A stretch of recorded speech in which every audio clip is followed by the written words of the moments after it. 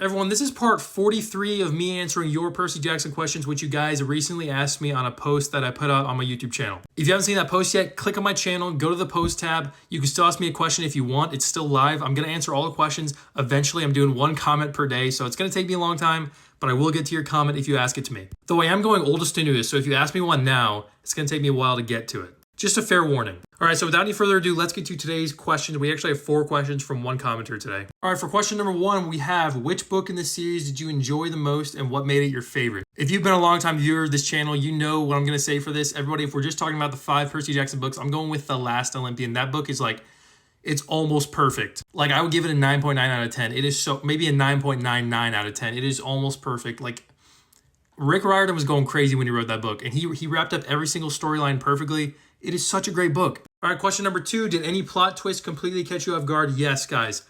I did not expect Luke to be the Lightning Thief. I know a lot of people saw that coming, but when I first read The Lightning Thief, I didn't expect it to be Luke. So I was like, I was actually gobsmacked when Luke was the Lightning Thief. I was like, what? Like, he and Percy are friends. Like, what do you mean he's the Lightning Thief? Like, I didn't see any of the signs in the book that he was the Lightning Thief. I didn't see any of the foreshadowing. Nothing. I was so shook. That was a crazy moment. That might be my favorite plot twist of the entire series, and it was only in the first book, but it's my favorite. All right, number 3, if you could be claimed by any god or goddess, who would you want as your parent and why? Everybody, I think I've talked about this on my channel before. I'm a really basic person. I would just choose Poseidon because the powers that Percy has are so cool. I would love to have those powers.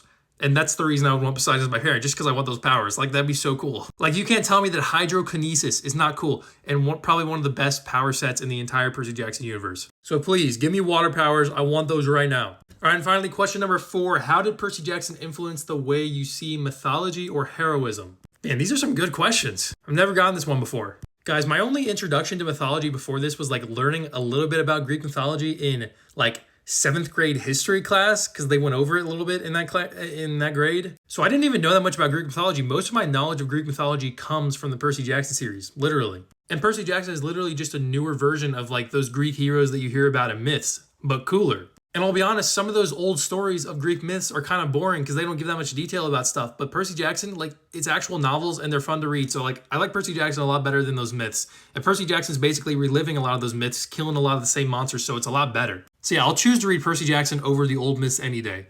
The myths are cool, but Percy Jackson's better. And yeah, I think that answers all of today's questions. Go ahead and let me know in the comment section if you agree or disagree with me on any of those questions, any of those answers I gave. And I'll see you tomorrow for part 44 of answering your Percy Jackson questions.